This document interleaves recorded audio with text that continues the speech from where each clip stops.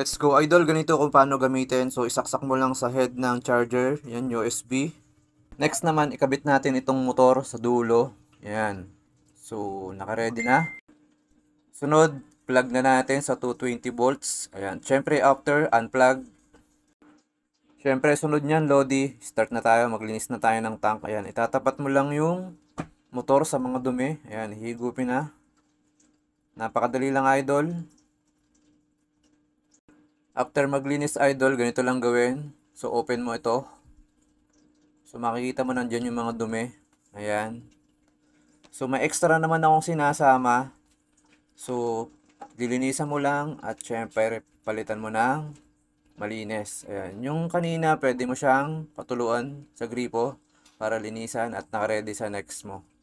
Para may extra ka. So ganun lang ka-easy and then ibalik mo and ready na uli. Ayan. So insert mo lang. Ayan. Ready na uli gamitin. Thank you.